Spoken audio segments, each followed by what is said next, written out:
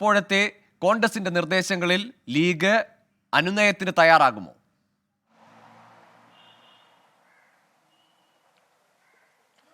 Google രണ്ട് കാര്യങ്ങളാണ് പ്രധാനമായും പരിശോധിക്കേണ്ടത്. ഒന്ന്, ഈ രാജ്യസഭാ സീറ്റ് നൽകുമോ എന്നുള്ള കാര്യത്തിൽ ഹൈക്കമാൻഡ് തീരുമാനം എടുക്കേണ്ടതുണ്ട്. അങ്ങനെ ഹൈക്കമാൻഡിന്റെ അംഗീകാരം കൂടി ലഭിക്കുകയാണെങ്കിൽ കോൺഗ്രസ് ഇത്തരം ഒരു ഈ മുസ്ലിം ലീഗ് ഈ രാജ്യസഭാ സീറ്റ് എന്നുള്ള കാര്യത്തിൽ സ്വാഭാവികമായും അത് അംഗീകരിക്കും, ആക്സെപ്റ്റ് ചെയ്യും എന്നുള്ളതാണ് നമുക്ക് ഇപ്പോൾ ലഭ്യമാകുന്ന വിവരം. അതിന് കാരണമായി നമുക്ക് മനസ്സിലാക്കാൻ കഴിയുന്നത് മുസ്ലിം ലീഗ് തുടക്കം മുതലേ മുന്നോട്ട് വെച്ചിരുന്ന ആവശ്യം ഒന്നുകിൽ മൂന്നാമതൊരു സീറ്റ്, അതല്ലെങ്കിൽ രാജ്യസഭാ സീറ്റ്. ഈ രണ്ട് ഉറപ്പ് ലഭിക്കാത്ത സാഹചര്യത്തിലാണ് മുസ്ലിം ലീഗ് സമ്മർദ്ദം ശക്തമാക്കിയത്. അതിന് പിന്നാലെ കോൺഗ്രസ് ഇന്ന് രാജ്യസഭാ സീറ്റ് നൽകുമെന്ന് കോൺഗ്രസ് ഉറപ്പ് നൽകുന്നു. അങ്ങനെയെങ്കിൽ മുസ്ലിം ലീഗ് സ്വാഭാവികമായും അംഗീകരിക്കും. അതിന് കാരണം മുസ്ലിം ലീഗിന് നിലവിൽ 2 ലോക്സഭാ എംപിമാരുണ്ടാകും, അല്ലെങ്കിൽ 2 സീറ്റാണുള്ളത്. എന്നാൽ രാജ്യസഭാ സീറ്റ് കൂടി 2ആയി ഉയർത്താനാകും. അങ്ങനെ ദേശീയ തലത്തിൽ മുസ്ലിം ലീഗിന് അതൊരു നേട്ടമാക്കി ഉയർത്തി കാണിക്കാൻ കഴിയും.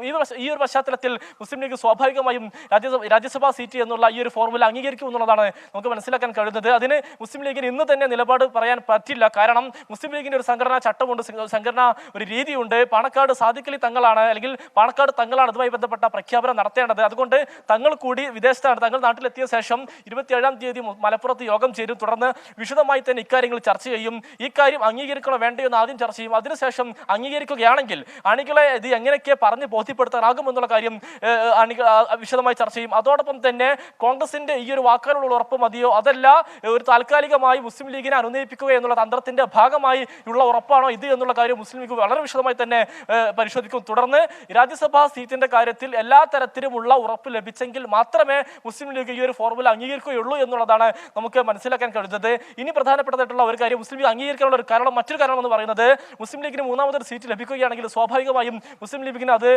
താല്പര്യമുള്ളത് മലബാറിലാണ്. കാരണം മലബാറിൽ മാത്രമേ അല്ലെങ്കിൽ മലബാറിലാണ് മുസ്ലിം ലീഗിന് ശക്തമായ വേരോട്ടമുള്ളത്. മലബാറിൽ ലഭിച്ചെങ്കിൽ മാത്രമേ മുസ്ലിം ലീഗിന് ആ 3-ാം സീറ്റിൽ ഒരു വിജയം ഉറപ്പിക്കാനാകൂ എന്നുള്ള വിലയിരുത്തലുണ്ട്. അങ്ങനെയെങ്കിൽ മലബാറിലുള്ള എല്ലാ സീറ്റുകളിലും നിലവിൽ കോൺഗ്രസിന്റെ സിറ്റിംഗ് സീറ്റാണ്.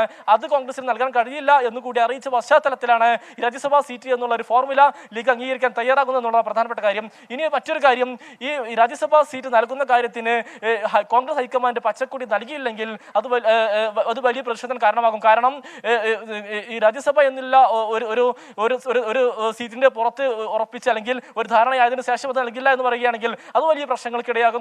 മുസ്ലിം ലീഗ് ഇടയും ഒരുപക്ഷെ അത് വലിയ പ്രതിസന്ധിയിലേക്കും കാരണമാകും. ഇനി അഥവാ രാജ്യസഭാ സീറ്റ് നൽകുമെന്നുള്ള കാര്യത്തിൽ ഉറപ്പ് ലഭിക്കുകയാണെങ്കിൽ ഒരുപക്ഷെ സംസ്ഥാന കോൺഗ്രസിൽ ഒരു ഭിന്നതയ്ക്ക് കാരണമുണ്ട്. കാരണം നേരത്തെ കേരള കോൺഗ്രസിന് ഒരു സീറ്റ് നൽകുന്ന സമയത്ത് കോൺഗ്രസിലെ തന്നെ മുതിർന്ന നേതാക്കളെ, പരിഗണിക്കാവുന്ന നേതാക്കൾക്ക് സീറ്റ് നൽകാതെ ഇത്തരം ഒരു സീറ്റ് കേരള കോൺഗ്രസ് നൽകുമ്പോൾ അത് പ്രതിഷേധത്തിനിടയാക്കിയിരുന്നു. അത്തരം ഒരു പ്രതിഷേധം ഉണ്ടാകുമോ എന്നും നമുക്ക് കാത്തിരുന്ന് കാണേണ്ടതുണ്ട്. അതോടൊപ്പം തന്നെ നിലവിൽ കേരളത്തിൽ നിന്ന് ജബി മേത്തർ മാത്രമാണ് കോൺഗ്രസ് ഒരു രാജ്യസഭാ എംപിയെ തുടരുന്നത്.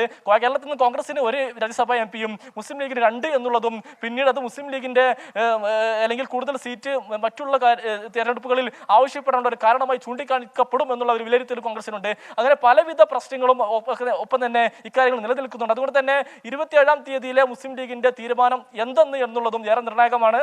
അതോടൊപ്പം തന്നെ രാജ്യസഭാ സീറ്റിന് ഹൈക്കമാൻഡ് അനുമതി നൽകുമോ എന്നുള്ള കാര്യവും ഏറെ നിർണായകമാണ്. ഗൂഗിൾ.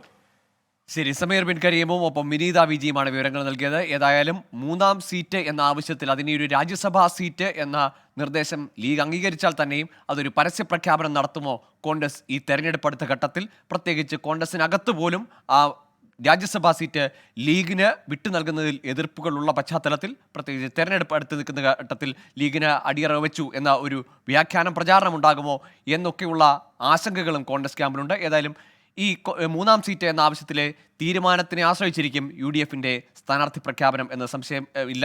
ഏതായാലും ചൊവ്വാഴ്ചത്തെ ലീഗിന്റെ നിർണായകമായ തീരുമാനമാണ് UDFന്റെ സ്ഥാനാർത്ഥി നിർണയത്തെയും പ്രഖ്യാപനത്തെയും ഒക്കെ നിശ്ചയിക്കാൻ പോകുന്നത്.